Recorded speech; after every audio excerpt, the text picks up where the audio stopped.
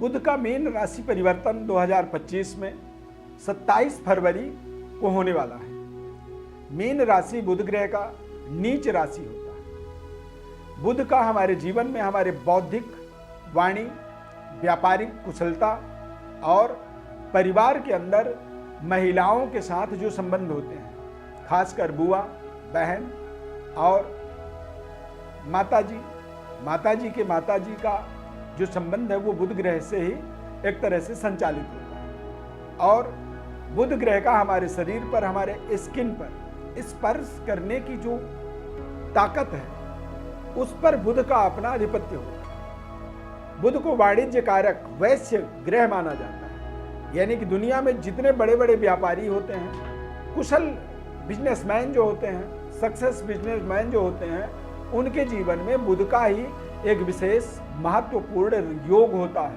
राजयोग होता है। दिग्बली बुध जब होता है तो कई बार वो व्यक्ति को देखते ही देखते एक बड़े व्यापारी के रूप में समाज के अंदर प्रतिष्ठित कर देता है। यदि बुध शानदार आपके जीवन में होता है तो बुध आपके अंदर वाणी का, वाक सिद्धि प्रदान करता है। यानी कि आप किसी पार्टी के, किसी एनजीओ के, किसी संस्थान के आप प्रवक्ता के रूप में कार्य करते हैं। आप किसी भी बड़े सभा को एक तरह से संबोधित करने की आपको ड्यूटी मिलती है, एंकर्स का काम करते हैं। और बुध की जब पावर हमारे जीवन में सकारात्मक होता है, बुध हमारे जीवन में योगकारी होता है, तो बुध हमें हमारे जीवन के अंदर या तो कुशल वक्ता, कुशल लेखक या फिर कुशल वाणिज्यिक व्यापारी बनाता है, बिजनेसमैन बनाता है। और बुध ग्रह का 27 फरवरी से लेकर के 7 मई तक लगातार अब बुध नीच राशि में गोचर करेंगे। अब नीच राशि में जब कोई ग्रह जाता है और इतने लंबे समय तक वो गोचर करे तो कहीं ना कहीं व्यापार वर्ग के लिए, शेयर मार्केट के लिए और व्यापारिक लेन देन के लिए निश्चित रूप से थोड़ा सा ये चिंता का विषय बन जाता है। आपके राशि पर क्या इसका असर पड़ेगा, जन्म राशि के आधार पर इसकी पूरी विस्तृत विश्लेषण करेंगे। बुध एक राशि में 28 से 30 दिन तक गोचर करता है, लेकिन यहाँ पर 27 फरवरी से पूरा मार्च, पूरा अप्रैल और 7 मई यानी कि 2 महीने से भी ज्यादा समय तक नीच राशि में बुध गोचर करेंगे।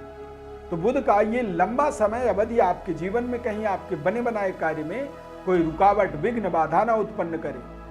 बुध जब कमजोर होता है तो इसमें आप देखेंगे कि तमाम दुनिया में इन्फेक्शन, स्किन इन्फेक्शन के लोग एक तरह से शिकार हो जाते हैं। तो आपके जीवन पर इसका कोई असर पड़ेगा, नकारात्मक पड़ेगा, सकारात्मक पड़ेगा, इसे हम पूरी विस्तृत विश्लेषण करेंगे। ध्यान पूर्वक आपको इस पूरे कार्यक्रम को देखना होगा। मैं श्री अरविंद दिव्यव्रत ज्ञान चैनल में आपका बहुत बहुत हार्दिक स्वागत करता हूँ। नमस्कार, जय माता दी, जय Shri Ram. Subscribe, like, share आप जरूर करें। हमारे इस खास कार्यक्रम को लोगों तक पहुंचाने में सहयोग करें और ज़्यादा से ज़्यादा इसे लाइक जरूर करें। इस चार्ट को आप ध्यानपूर्वक देखिए। बुध ग्रह का कुंभ राशि से मीन राशि में परिवर्तन होगा, यानी कि 27 फरवरी को 7 मई तक लगातार अब मीन राशि में बुध गोचर करेंगे। बुध 15 मार्च से 7 अप्रैल तक वक्री अवस्था में भी गोचर करेंगे, इसीलिए ये समय डबल हो जाएगा। यानी कि 2 महीने से भी ज्यादा समय तक बुध लगातार नीच राशि में गोचर करेंगे। और 18 मार्च से 8 अप्रैल तक बुध सूर्य के नजदीक होने के कारण से अस्त रहेंगे।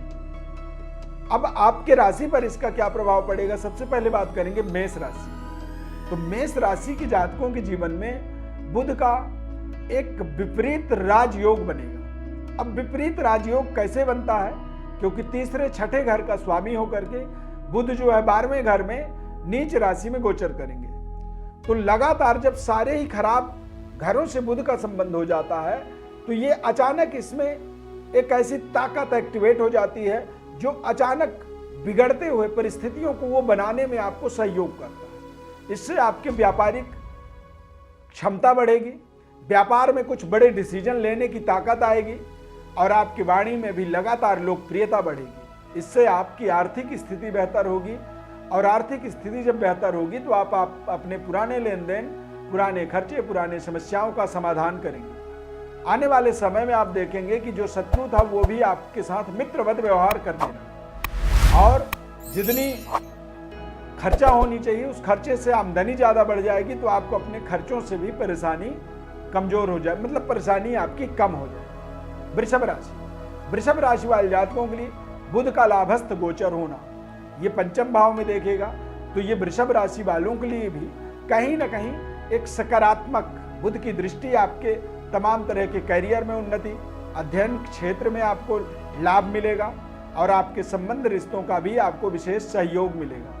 नए नए रिश्ते जुड़ सकते हैं और आपको आपके जीवन में नया डायरेक्शन प्राप्त हो सकता है, नया जगह मिल सकती है, नई नियुक्ति, तथा आपके जीवन में नए तरह के कार्य क्षेत्र से अपने आप को जोड़ने का आपको ताकत मिलेगा। ये एक ऐसा समय होगा जब आप अपने स्किल को डेवलप करेंगे तथा आप अपने जीवन में आने वाले समस्याओं को भली भांति स्वयं समझ पाएंगे कि ये समस्या क्यों आई है, यानी कि इंटरनल सिक्स सेंस की जागृति वाला समय आप इसे मान सकते हैं।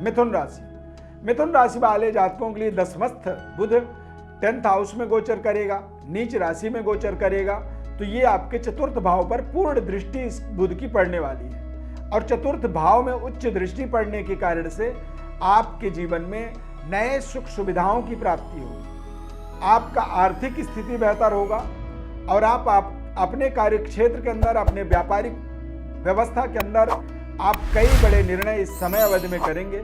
नीच राशि के होने के बाद भी आपके जीवन में उच्च स्तरीय गुणवत्ता वाले फल को प्राप्त करने वाला समय के रूप में आप इसे निर्धारित कर सकते हैं। बुध को ताकतवर बनाने के लिए यदि कन्या राशि, कन्या लग्न है, तो आप भगवान गणेश जी की आराधना जरूर करें, या फिर पन्ना रत्न का प्रयोग भी आप कर सकते हैं। कर्क राशि वाले जातकों के लिए बुध का भाग्य में गोचर होना, पराक्रम में दृष्टि रहेगी, तो बुध का नीच का प्रभाव जो होता है वो थोड़े से भाग्य से आपको परेशान कर सकता है, यानी कि धर्म कार्यों में अरुचि आपके लिए हो सकती है, और बातचीत का, तर्क कुतर्क का आपके अंदर एक जिद बढ़ सकता है, परंतु पराक्रमी रहेंगे। आप कुछ नई युक्तियों को अपने जीवन में प्राप्त करेंगे, नया रास्ता आपको मिलेगा, और नए जॉब इत्यादि की भी अपॉर्चुनिटी मिल सकती है, या फिर व्यापारिक नए रास्ते में आप चलने की बड़ी योजनाओं को एग्जीक्यूट कर सकते हैं। इस समय अवधि में बुध भाग्य के अंदर प्रभावी रहेंगे, और बुध की दृष्टि जो होगी वो आपके पराक्रम पर होगा, तो यानी कि लगातार आप पराक्रमी जरूर बने रहेंगे। ध्यान रखें, आपको इस समय अवधि के अंदर अपने भाई बहनों के साथ संबंध रिश्तों को बेहतर बनाने की आवश्यकता होगी।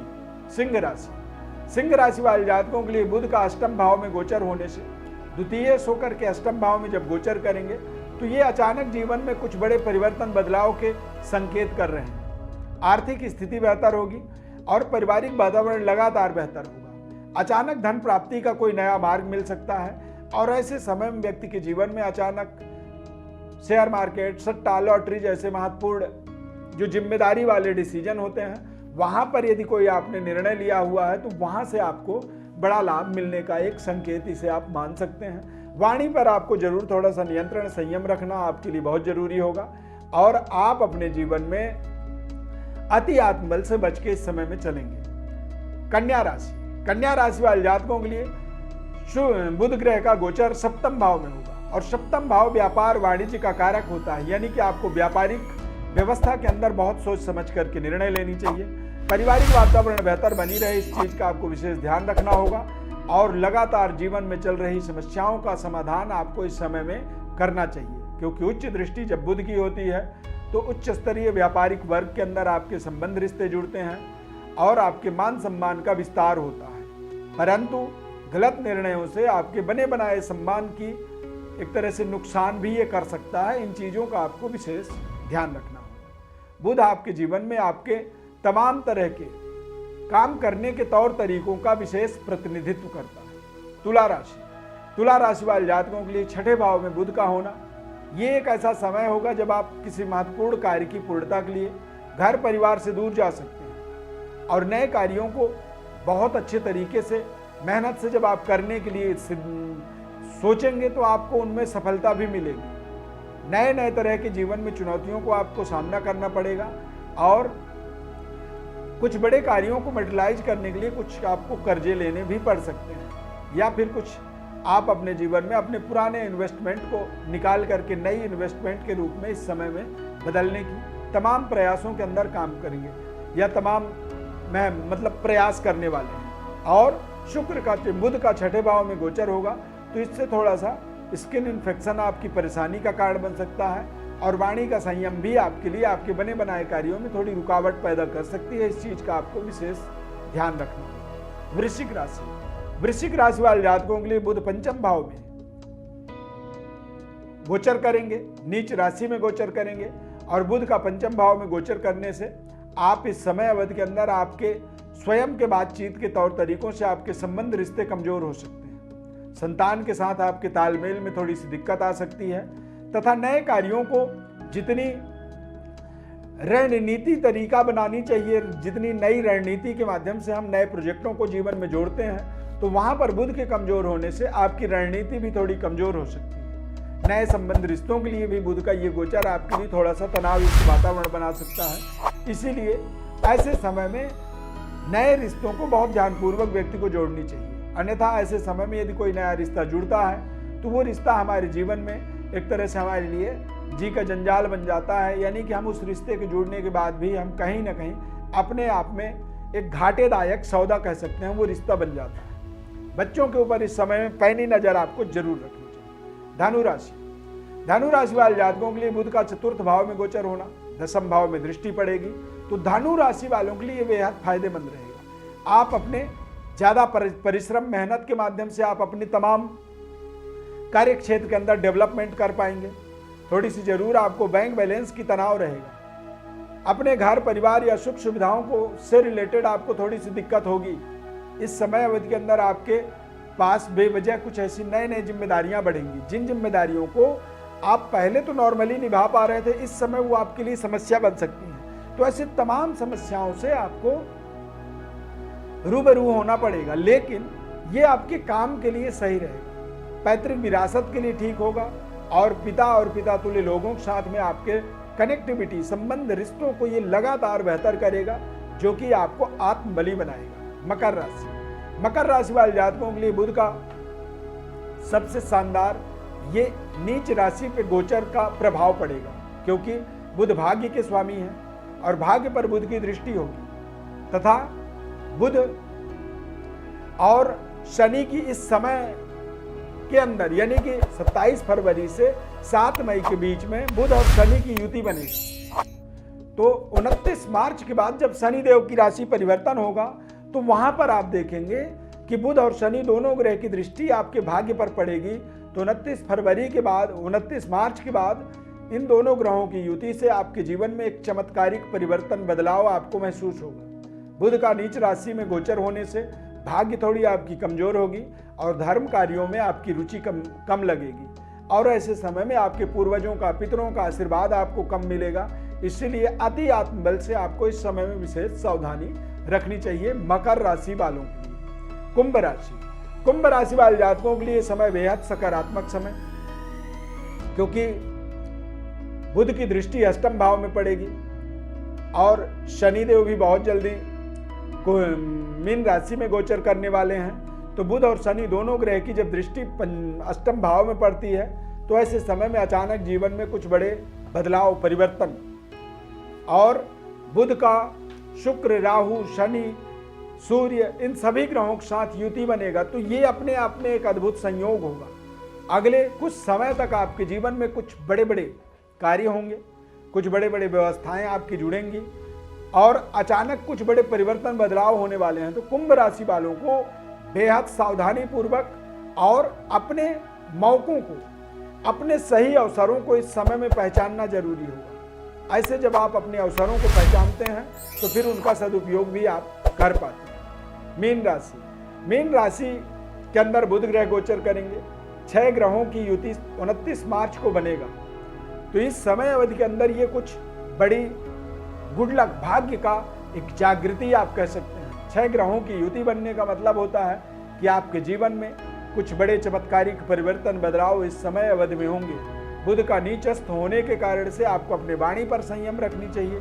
खान पान खाना बदोशी से आपके शारीरिक स्वास्थ्य के अंदर स्किन इन्फेक्शन इत्यादि से आपको परेशानियों से अपने आप को बचाना चाहिए। और ये एक अद्भुत संयोगकारी समय है 27 फरवरी से 7 मई तक, जब 6 ग्रहों का प्रभाव आपके राशि पर पड़ेगा, यानी कि 6 ग्रह की युति होगी। तो ये षड्ग्रही पावर आपके जीवन में एक्टिवेटेड होगा। इसका अच्छा या बुरा जो भी परिणाम आप प्राप्त कर रहे हैं, उसे बहुत सावधानी पूर्वक आप उसको उस समय अवधि को निकालें, क्योंकि इसमें बहुत बड़ा आपके जीवन का लाभदायक हिस्सा भी जुड़ सकता है, या फिर कुछ बड़ी परेशानी भी आ सकती है, क्योंकि 7.5 का प्रभाव बना हुआ है और सूर्य चंद्रमा भी यहाँ पर एक साथ गोचर करेंगे। तो कह सकते हैं कि सफलता भी है। और सूर्य चंद्रमा की युति का मतलब होता है अंधकार, अमावस्या, तो एक अंधकारमय वातावरण भी है। दोनों बात अब आपको विचार विमर्श अपने आप से करना है, सही निर्णय लेना है, जो कि आपके लिए विशेष कल्याणकारी होगा। प्रिय दर्शकों, ज्योतिष परामर्श चाहते हैं तो हमारे व्हाट्सएप पर आप अपनी बर्थ डिटेल्स भेज सकते हैं। हम संपूर्ण आपके जीवन के विश्लेषण आपको बताएंगे निःशुल्क रूप से। मैं अरविंद इस खास कार्यक्रम में आपको जुड़ने के लिए बहुत बहुत धन्यवाद करता हूँ। प्रभु श्री राम कृपा आपके ऊपर सदैव बनी रहे। जय श्री राम।